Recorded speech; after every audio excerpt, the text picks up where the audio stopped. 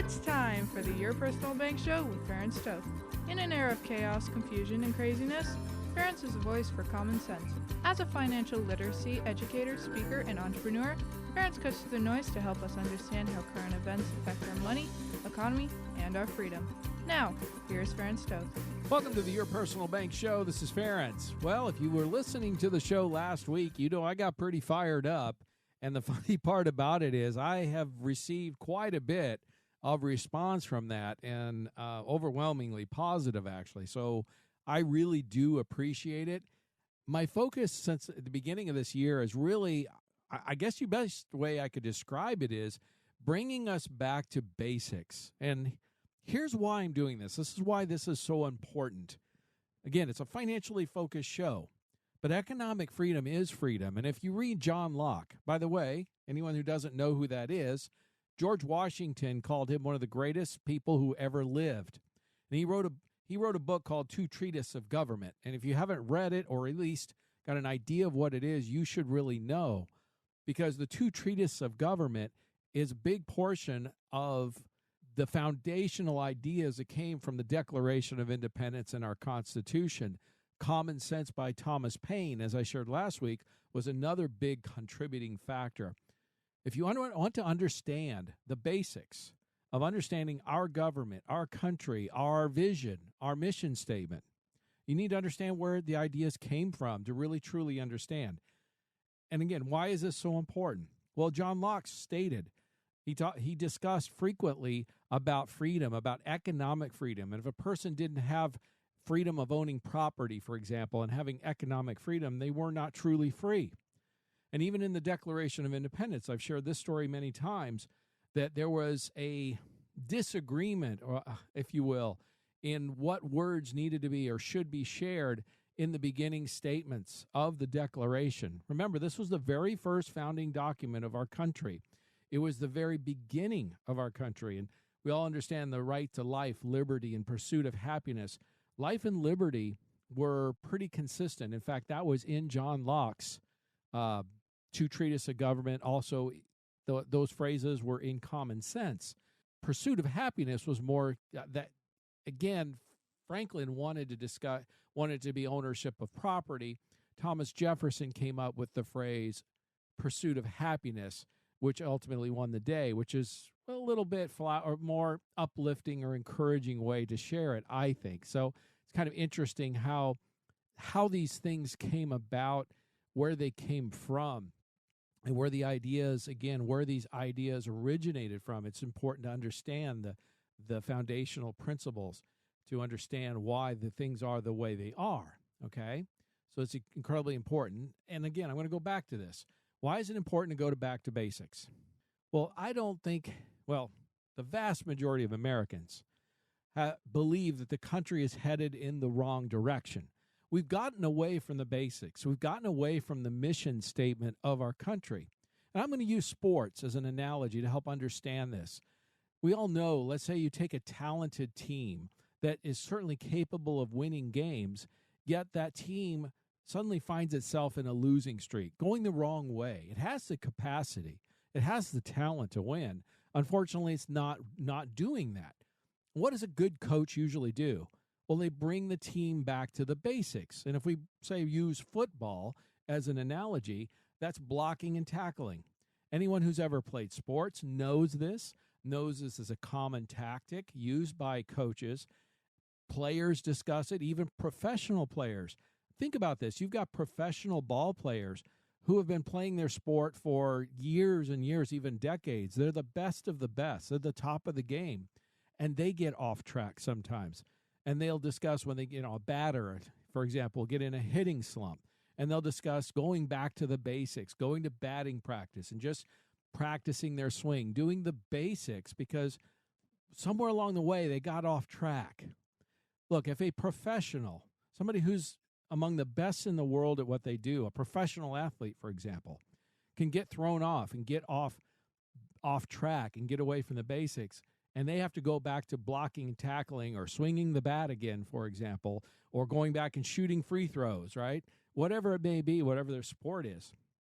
If they have to go back and do those things sometimes to ground them, to bring them back to the basics, How much more do we need to do that? How important is it for us as citizens of our country to go back to the basics sometimes? Sports teams have a philosophy. They have an identity. They have something they want to accomplish. Well, folks, countries do too also. They have an identity and a philosophy and something that they want to accomplish. And anyone who has started a business or even considered starting a business knows that the first thing, if you want a small business if you go to the Small Business Administration or you go to a lender, what's the first thing they ask you for? And what they require before they'll even consider you for, say, a business loan, they'll require a business plan. And what's the first step of that business plan? Well, it has to start with a mission statement. What is a mission statement? It's an aspirational statement. It's a statement of what you envision, what you would like to see this business do, what you would like to see it accomplish. When a business first starts, when it just gets going, is it living up to its mission statement? Probably not. Very unlikely. In fact, if it is, it doesn't have any aspiration. It doesn't have a goal. It doesn't have a purpose or a vision. The mission statement is what that business aspires to. Well, let's take that to our country, to our government, to our society. What are the basics of the United States government? What is the mission statement? Well, folks, that happens to be the Declaration of Independence. Even Thomas Jefferson stated that the Declaration is an aspirational statement. You could say, or an aspirational document. You could say it's the mission statement for the United States. What does the Declaration aspire to? Well, we hold these truths to be self-evident. Life, liberty, and the pursuit of happiness, right? Those are the initial statements, and that all men are created equal and are endowed by their Creator with certain unalienable rights. Like I said, life, liberty, and the pursuit of happiness. And it also goes on to say that whenever any form of government becomes destructive of these means, it is the right of the people to alter or to abolish it.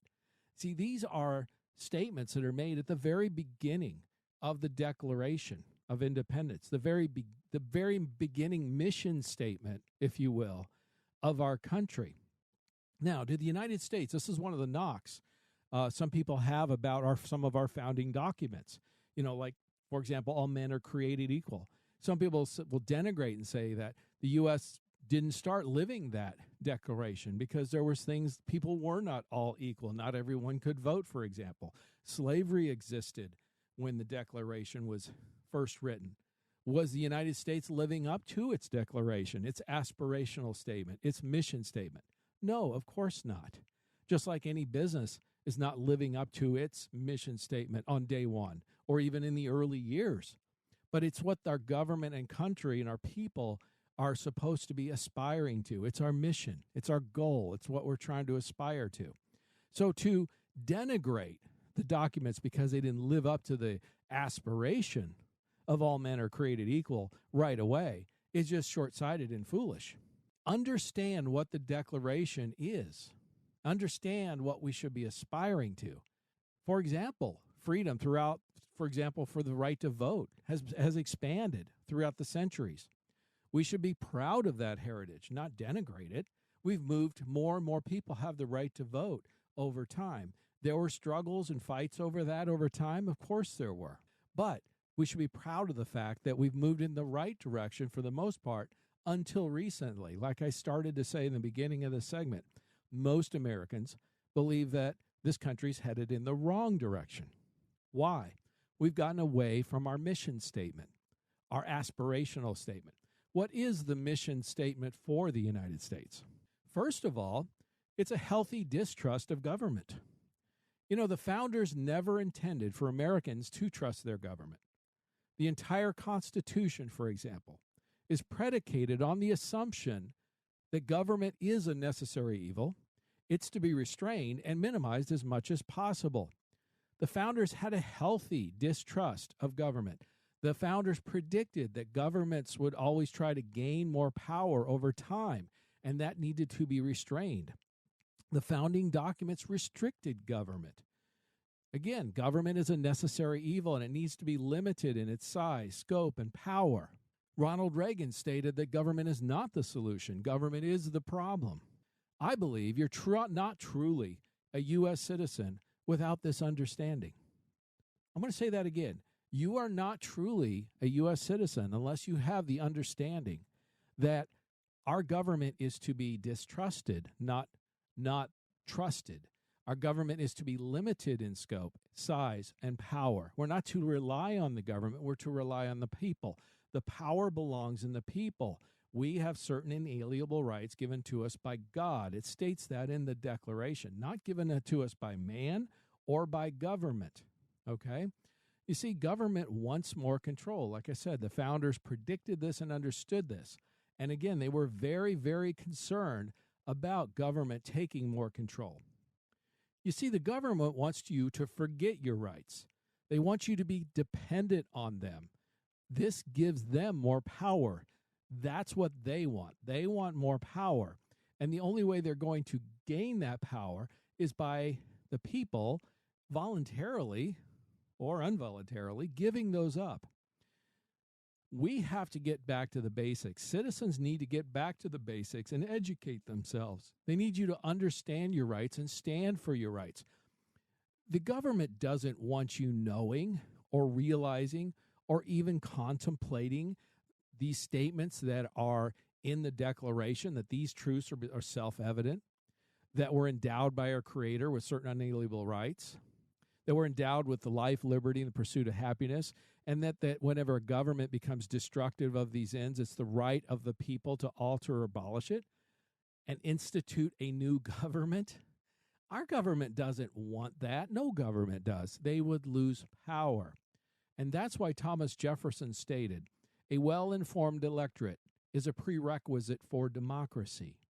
He was absolutely right. The solution is education.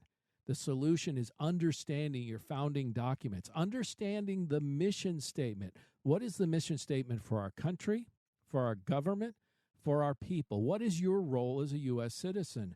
Your role as a citizen is to distrust and limit the size and scope of government and stand up for your rights whenever possible and whenever need be. I'm going to discuss more of this because I think it's so valuable, so important going forward. As I've stated, I believe 2024 is going to be a chaotic year. We have an election year. It's going to be, I believe, economically chaotic, reducing your risk, reducing your taxes, reducing your liability, diversifying your money, creating tax-free income. Your personal bank does all those things. We have an increasing dividend. Vanguard's predicting for the next 5 to 10 years increasing interest rates with bonds, which will mean increasing dividends. These are things that you want to look into to protect your money, protect yourself. Because remember, economic freedom is freedom. Contact me for more information on this. Stay tuned in the next segment because I'm going to discuss civil rights. You don't want to miss this. Stay tuned for more common sense from Ferens. For more information, contact Ferens at 866-268-4422 or yourpersonalbank.com.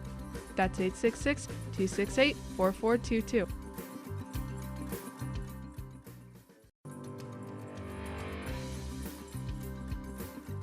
Welcome back to the Your Personal Bank Show with Ferens Toth.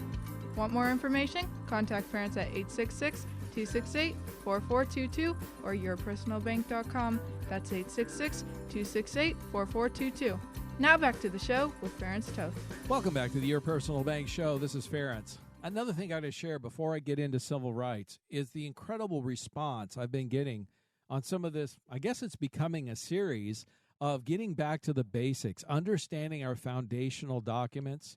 I had a listener, well, actually not even a listener, one of the owners of one of the radio stations that my show airs on, pay me one of the greatest compliments this past week when he stated he was listening to last week's show, and I was discussing a lot about the Declaration of Independence and how it's applicable to today and the common sense with Thomas Paine, how the arguments and challenges and the ideas and common sense that shaped our revolution and our fight for independence, how they're applicable today, how much it resonates today.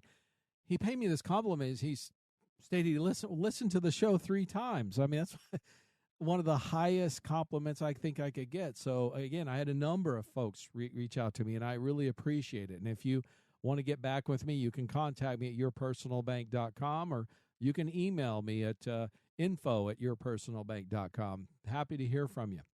If you missed the first segment, by the way, where I was discussing the mission statement for the United States, what is our mission statement? Go to yourpersonalbank.com. You can listen to this or any of the previously recorded shows. I'm going to recommend you go back and listen to it because it's powerful. Now, the next point I want to make on today, though, I think is, again, so powerful and bringing it closer to home, closer to today, modern times, is something called the Civil Rights Act of 1964. This is a federal law that states, and I quote, prohibits discrimination based on race, color, religion, sex, national origin, disability, age in hiring, promoting, firing, setting wages, testing, training, apprenticeship, and all other terms and conditions of employment. Basically, you cannot discriminate in any employment decision based on race, color, religion, or any of these other things. Now, here's what I find very interesting. I saw a study here that just came out recently. This is from the Bureau of Labor Statistics. So this is the U.S. government showing their statistics show that of the S&P 100, so these are the 100, in essence, largest companies in the United States, employment, the change in employment over the past 3 years, corporate America pledged to hire more people of color. It did, and in a big way. In fact, the change of employment over the past 3 years has now been almost 1 million jobs lost for whites. Hispanics have gained 2 million more jobs. Blacks have gained over 750,000 new jobs. Asians over 800,000. All workers 4 million. In other words, we have 4 million more jobs than in February of 2020, and 1 million of those were lost by whites, and all the other groups increased. So how it worked out, according to Bloomberg, is of all the new jobs, the S&P 100 added 300,000 new jobs in the last 3 years, and 94% of those went to people of color. Now, I have a simple question. Did those people get those jobs due to merit? If so, kudos to them. I have no issues whatsoever. But I'm going to venture to say, because we are seeing and hearing about numerous examples, whites losing jobs and other races gaining jobs, even though they have less merit, that is discrimination against the Civil Rights Act of 1964. That's federal law. One, it's immoral, folks. It's just racism. There is no such thing as reverse racism. Racism is racism. If you treat somebody different based on skin color, plain and simple, it's immoral. And if you discriminate against somebody for any of these other reasons, including race, that's against federal law. So it's illegal and it's immoral. And there's many instances of discriminations.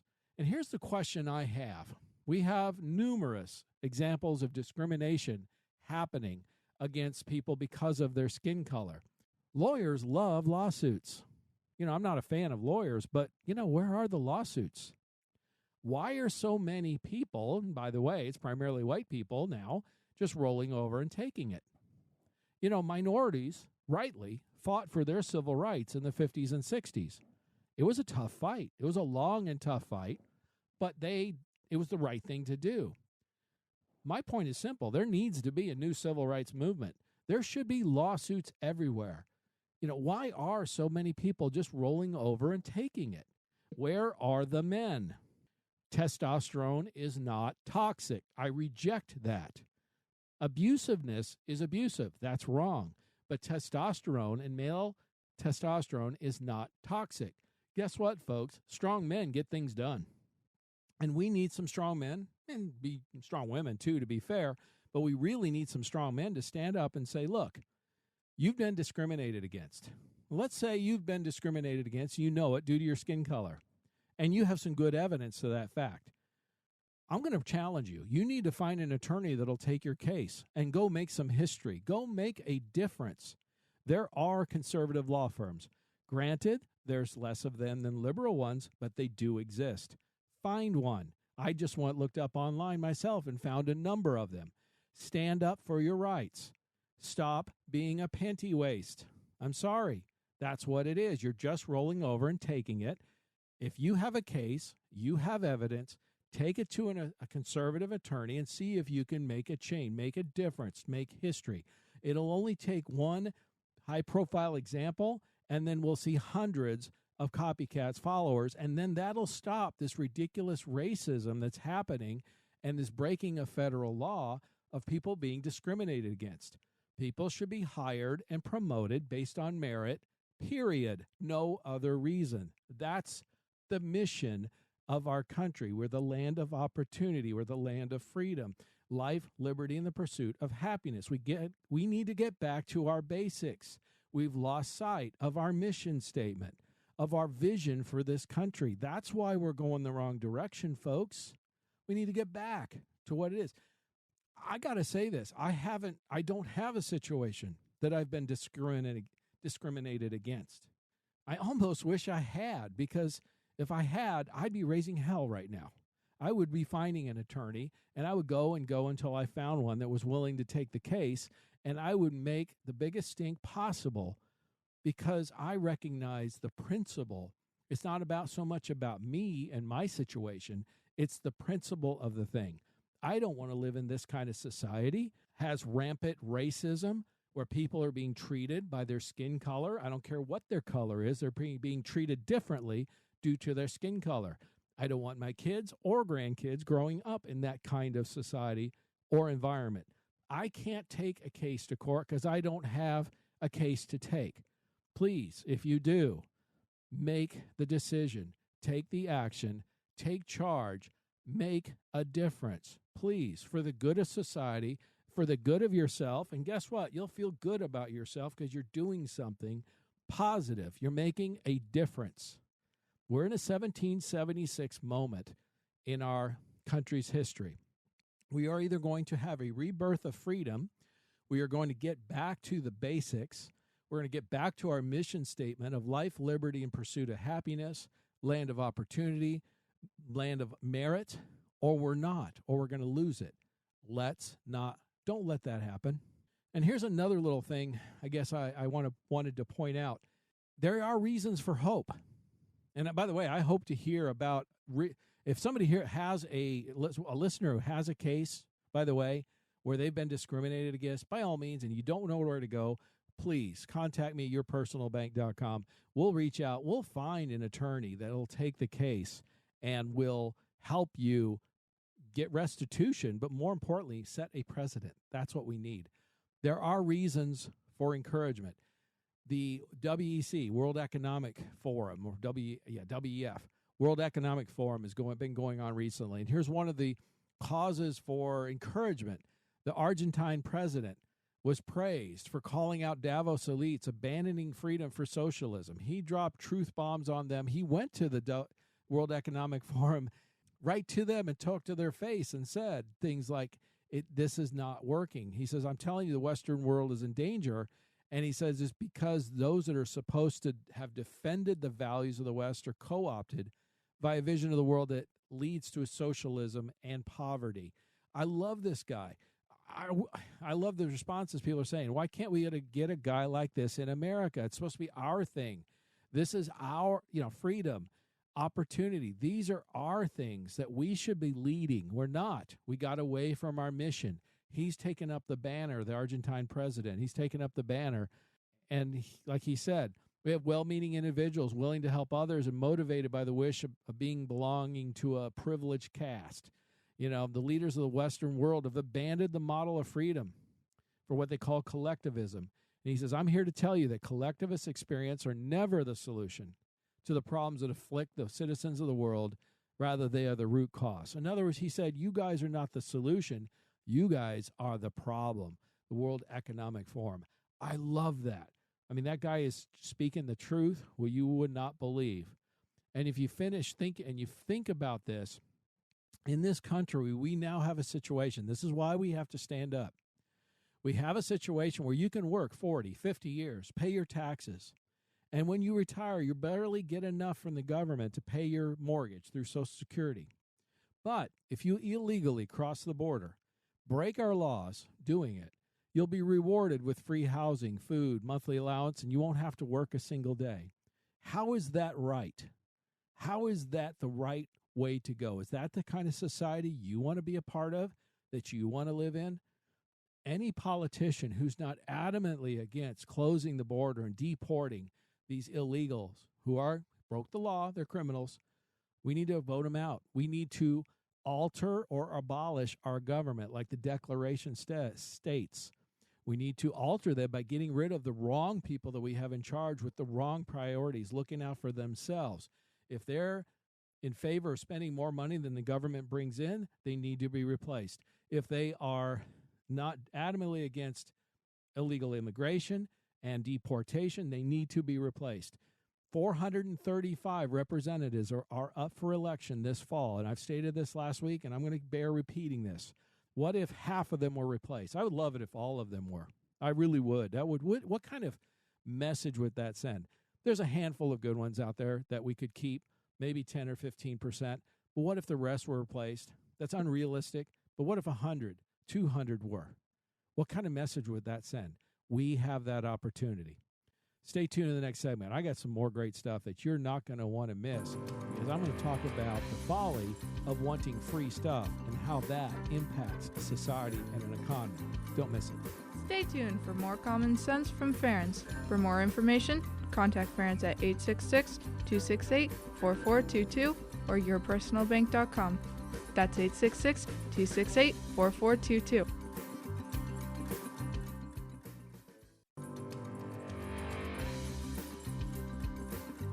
Welcome back to the Your Personal Bank Show with Ference Toth.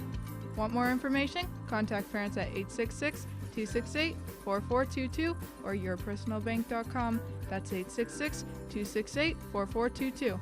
Now back to the show with Ference Toth.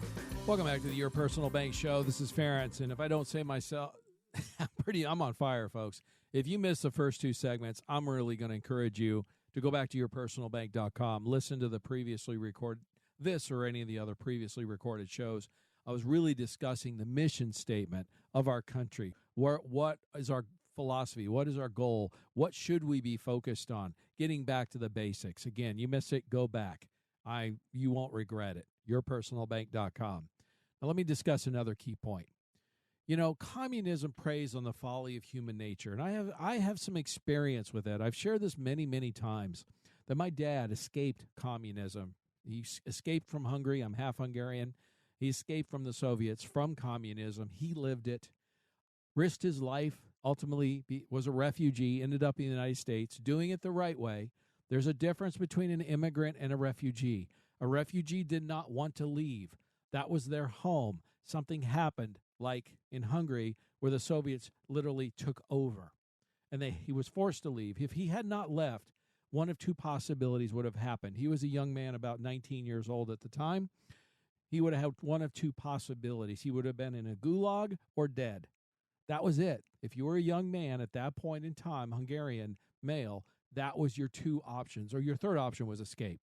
He chose escape. I think most of you and I would have done the same thing. But how does communism prey on the folly of human nature? And socialism falls under this. Marxism, they're all related. It's all Karl Marx. If you haven't read some of Karl Marx's books, you don't really understand, and you're listening to what propaganda you've been told. The reality is this. Very close friend who lived under communism in China, which is very similar to the communism that my dad lived in Hungary before he escaped. And the backbone of Mao's revolution was the Chinese peasants. And she was sharing this with me. And she said they believed they would get free land and be made equal. They bought into this idea. They were able to, and in fact, due to this, they were able to take control of the government, which meant they were able to confiscate the land from landlords and then divide it equally among themselves. And it was called the Land Reform Act of between 1949 and 1952. This led to the death of more than 2 million landlords, folks. They didn't take it away from them peacefully. This is communism, okay?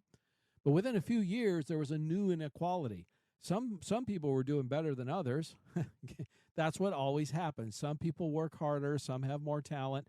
In the Bible, there's the story of the talents. The one who got 5 talents and he did well and got doubled to 10, and the one that had 2 talents, but it was a currency also at the time. So it does refer directly to money. But those with 5 talents, he invested, he did well, came back. His landlord said, good job, good and faithful servant, doubled it. The one with 2 talents, same thing, doubled it. The one with only 1 talent buried his talent. That's where you get the idea. You bury your talent, you lose it. Well, that's what happened. He lost it, and he called him a wicked servant, a wicked person, okay? My point is, some will always do better than others. That is human nature. People have different levels of motivation, different levels of energy, different levels of talent, experience, skill. So some are going to do better than others. Well, there was a solution in Maoist China, and that was collectivism. This time, the Chinese Communist Party would make everyone absolutely equal, and this was called collective farming. Now, it started as voluntary. Guess who were the ones who strongly supported it? Those who didn't do as well as their neighbors. They were envious, right? Well, eventually, and by the way, this happened in Hungary too. My cousins, my aunt and my cousins had to work the collective farm. They had to work on the farm so many hours per day and per week. They were forced to. You didn't have a choice. Well, eventually all peasants were forced to be collectivized into communes.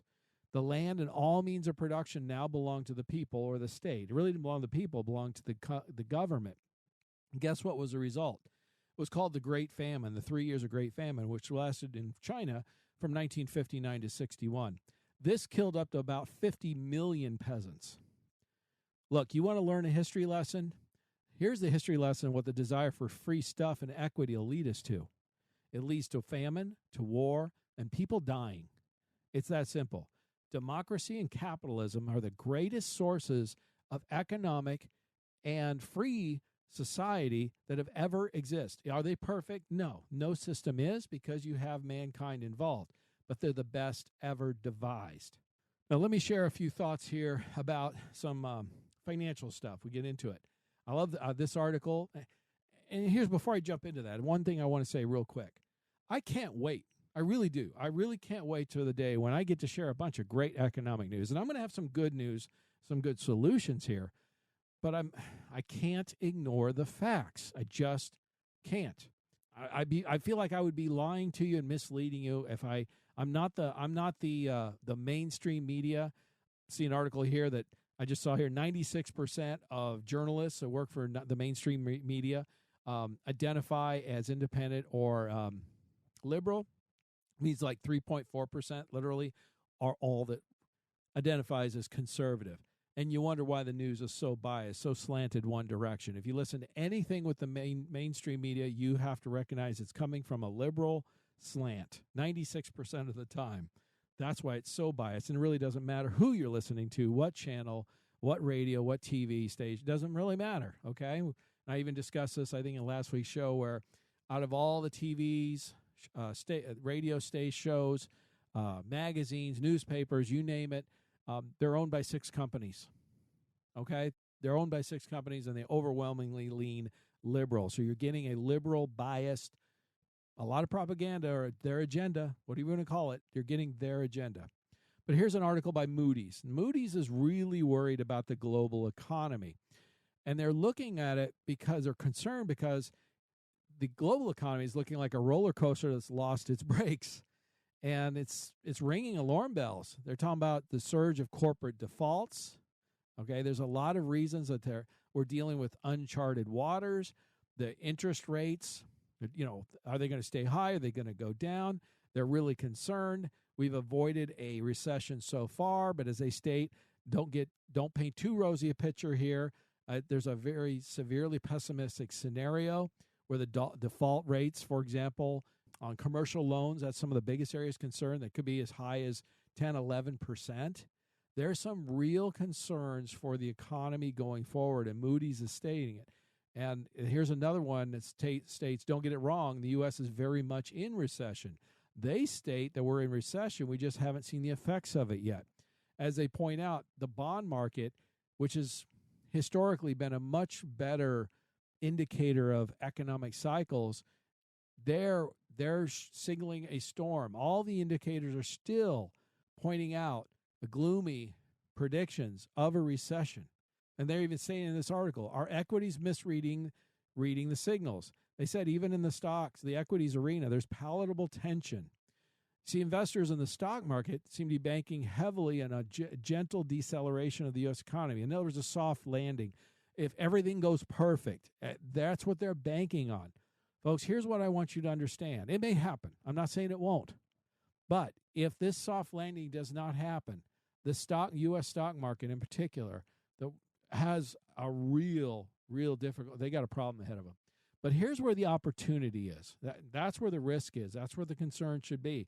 And, again, the markets are at or near all-time highs. Where is the risk most elevated? Could it go up from here? Certainly. There's no argument there. It certainly could. But when you're at the higher end of the cycle, that's when risk is elevated. The odds, statistically, anything going wrong could cause things to shift the wrong way dramatically. Here's where the opportunity lies, and this is another article from Market Insider. U.S. debt could face a boycott if fiscal policy isn't cleaned up. This is something I've been discussing for a while on the show, that the government spending too much money is creating an opportunity, and this article discusses this very thing. See, it comes down to this. The government is spending more money, the federal government, more than it receives. So it's called deficit spending. And use the numbers from the last fiscal year, the U.S. government brought in $4.4 trillion of revenues, tax revenues. So the government's not broke. So one thing I want to say, first of all, is the doomsday scenarios. I don't believe we're looking at those because the government still is making money. It's still receiving revenues, $4.4 trillion last year, for example. The problem, and that's a substantial amount of money, by the way, folks. The problem is they spent $6.1 trillion, which means they spent $1.7 trillion more than they received. In other words, the government is spending about 30% more than it's making. Now, you can do that for a while. You can borrow, and that's in essence what the government does. They can't print money willy-nilly. They have to sell bonds to offset the excess spending. And this is where here's where the opportunity presents itself. Because the federal government is spending historic levels of deficit spending, in other words, spending more than they make, they're having to sell historic levels of bonds. Well, if you understand Economics 101, you've got a buyer's market and a seller's market. You have a historic level of supply of bonds. Who buys these bonds? Institutional investors, sovereign wealth funds, insurance companies, pension funds, folks like that. Well, they have a record supply. How does the government entice these buyers to buy the bonds? Well, they have to sweeten the deal. They have to increase interest rates, offer a higher interest rate to get these bond buyers to buy as they have more and more supply. Until the government decides to stop spending more than it makes, which doesn't look like that's going to happen anytime in the near future, there's going to be more and more bonds available to sell, which means bond interest rates are going to stay strong and higher for an extended period of time. Vanguard has predicted the next 5 to 10 years. Why is this important? Here's your opportunity. Dividends on personal bank policies are highly reflective of bonds. These insurance companies are buying bonds that are paying higher interest rates, therefore making more profits, therefore increasing returns. Most people don't have the financial wherewithal to buy into the bond market. It's typically recommended you have $100,000 per bond you purchase. That takes most people out. These are large institutional investors. But you can take advantage of that through these insurance company dividends that they pay as much or more than the bonds because they also make profits as companies, and dividends are profits of the company. So as their bond purchases returns go up, their profits go up. I'm going to encourage you to contact me if you want more information on how to increase your returns, insured, guaranteed, tax-free, and likely increase those for the next 5 to 10 years, according to Vanguard. Contact me for more information on that. Stay tuned in the last segment. I'm going to share a few more thoughts on this and a couple other things that I think you're going to not want to miss. Stay tuned for more common sense from Ference. For more information, contact Ference at 866-268-4422 or yourpersonalbank.com. That's 866-268-4422.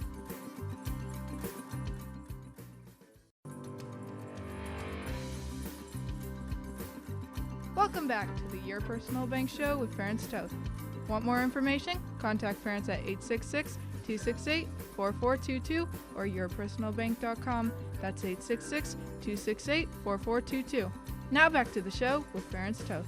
Welcome back to Your Personal Bank Show. This is Ference. I need to finish up on my last thought. I was finishing on the last segment. If you missed it, I'm discussing a tremendous opportunity that we all have right now from the weakness of the government, unwillingness to rein in spending. We have an opportunity. And in this article, I'm seeing more and more economists discuss this. I've been discussing this now for close to a year, but I'm seeing more and more articles on this. Market Insider article here says U.S. debt could face a buyer boycott if fiscal policy isn't cleaned up. They're right.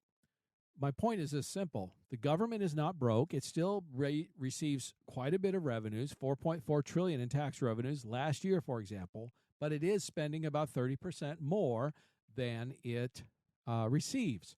So it has to issue bonds, sell these bonds. Somebody has to buy these bonds. There's record amount of bonds they're selling, so there's record supply. If you understand basic economics 101, supply and demand, when you have a lot of supply and you need buyers, you've got to sweeten the pot to get them to buy it, right? How do you do that with the bonds? Well, Treasury has to increase the interest rate, which means the buyers, these insurance companies, for example, are getting higher interest rates, more profit on these bond purchases. This doesn't look like it's going to change anytime soon. Like this Bloomberg TV article stated, there's little sign of fiscal discipline from either party right now. The U.S. overspending is going to continue for quite some time, which is causing these debt auctions are having weaker and weaker demand, causing long-dated yields to increase or being required to pay more and more interest. And as this article states, this is probably a preview of more to come. Before everything goes to a hell in the handbasket, that's one of the questions I get all the time. Where do you see things going down the road longer term? That's harder to predict. The shorter term is easier to predict. As we saw this with Greece, for example, about a decade ago, Greece overextended their spending, and eventually the bond buyers balked, which we're starting to see the beginnings of that with the U.S. debt, U.S. bonds. But they finally said, no, enough. They offered higher and higher interest rates, Greece did. Eventually, the bond buyers said no more. They were not going to buy your bonds because you keep selling us more of these and there's too much supply, which forced Greece into austerity measures. I've shared this many times. Austerity measures is really not a complicated concept. All it is the government was then forced to live within its means, which, by the way, is how most of us have to live our lives with our home budgets and our businesses. We can borrow more than we make. We can spend more than we make for a while, but eventually we have to pay the piper and we have to live within our means. Well, folks, that probably isn't going to happen with our politicians. There's no political will to do that. It's probably going to happen from the bond buyers.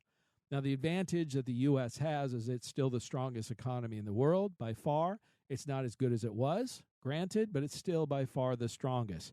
There's BRICS and all these other things going on out there. I understand, but we are still like so far ahead that this is a situation that very likely is going to play out over the next number of years. Vanguard, as I stated last segment, predicted increasing bond interest rates for the next 5 to 10 years. The other point about this that I think is important to understand is the Federal Reserve. A lot of people are saying, well, if the Federal Reserve does lower rates, bond interest rates will go down. I disagree, and most of these economists in these other articles are saying the same thing.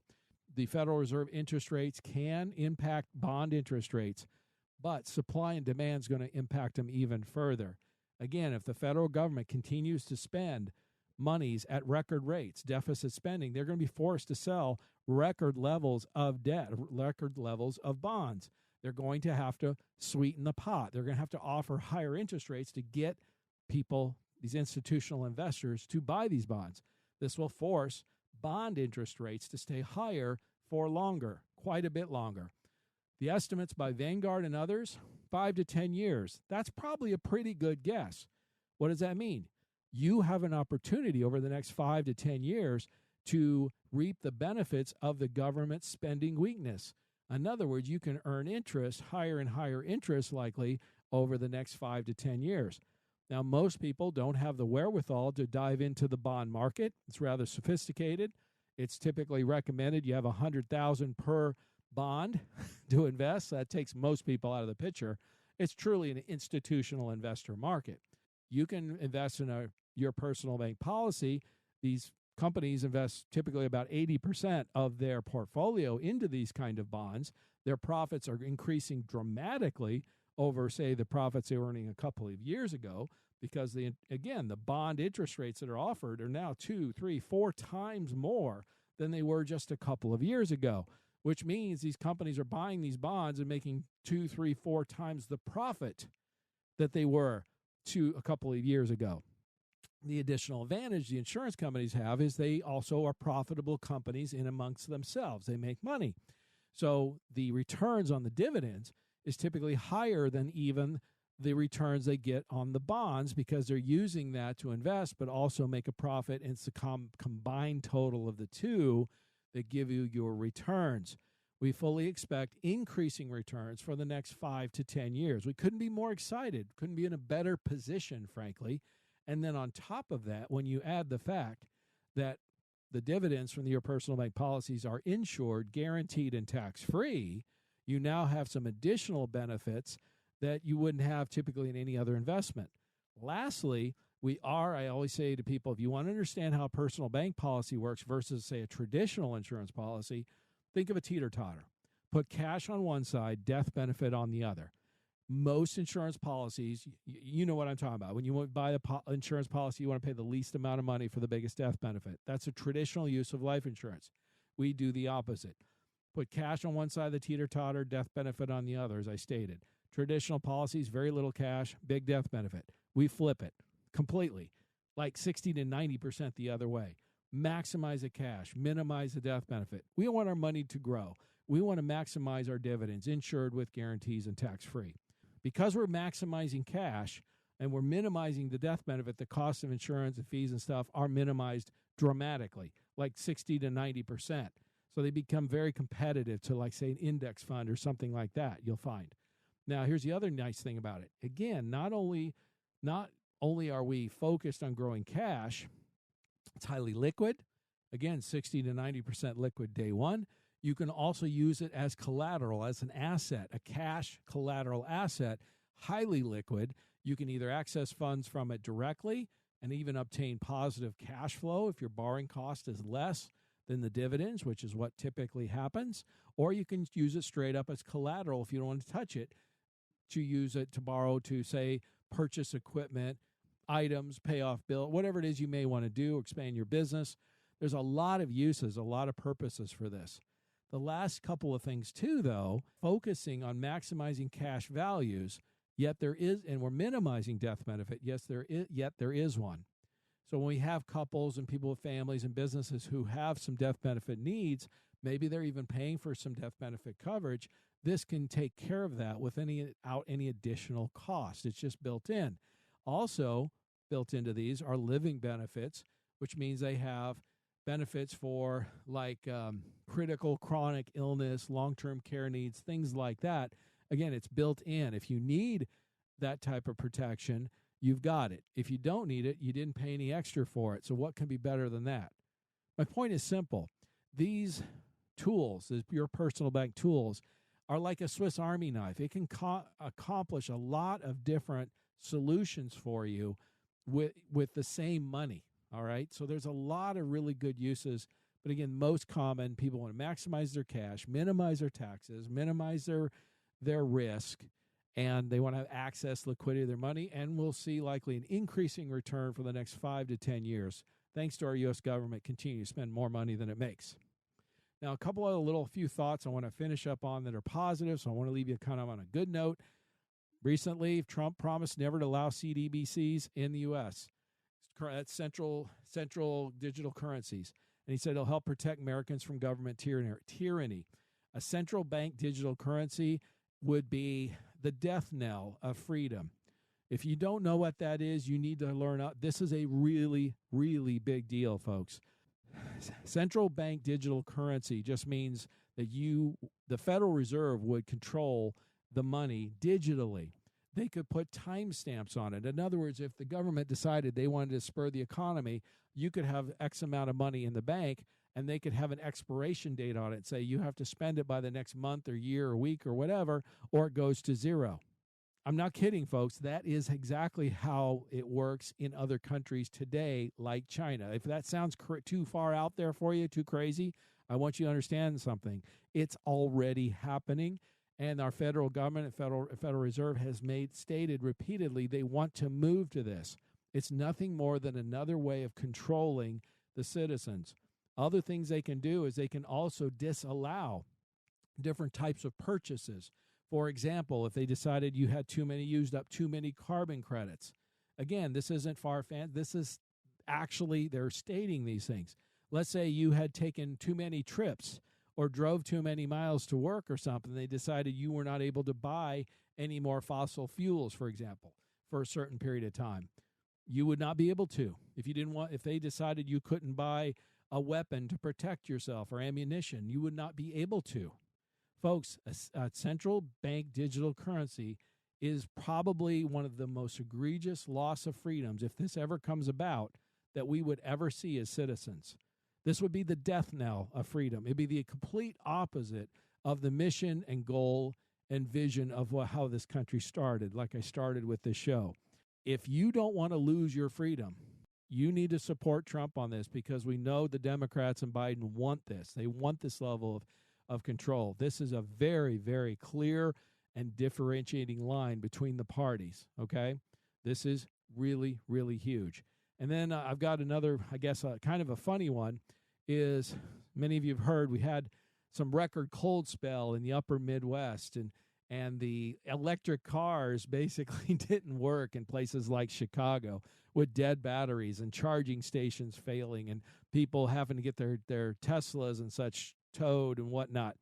You just kind of have to be pretty dense to not understand that cold weather and batteries don't go together.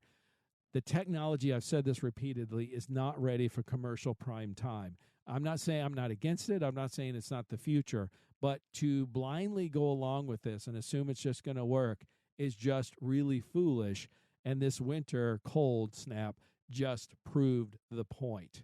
So again, government interference is bad. Government is not the solution. Government is the problem. Ronald Reagan was correct on that. Don't forget the mission statement of our country. The mission statement of our country is this: healthy distrust of government. Never trust the government. The founding documents are designed to restrict government. Government's a necessary evil. It needs to be limited in scope, size, and power. Anything outside of that means you truly don't understand what it is to be a U.S. citizen and what our vision and mission statement for our country is.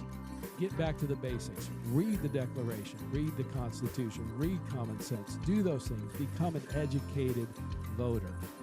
Stay tuned to next week, the next week's show, for some more great information. And as long as it's still on our money, in God we trust. Listen Tuesdays at noon and Saturdays at 1 to the Your Personal Bank Show for more information. Contact Ference at 866-268-4422 or yourpersonalbank.com. That's 866-268-4422. This show is designed to provide accurate and authoritative information. The presenter and guests of this program do not engage in legal, accounting, or tax advice. Professional advice regarding your situation should be sought if required. Some products discussed may have limitations and not be available in all states. Excessive unpaid loans may affect performance. Distributions may become taxable if not managed properly. Replacements may not be suitable for everyone. There may be charges when replacing coverage. Dividend rates and bank line of credit rates may change. For current rates, contact Ference at 866-268-4422 or yourpersonalbank.com. Again, that's 866-268-4422 or yourpersonalbank.com.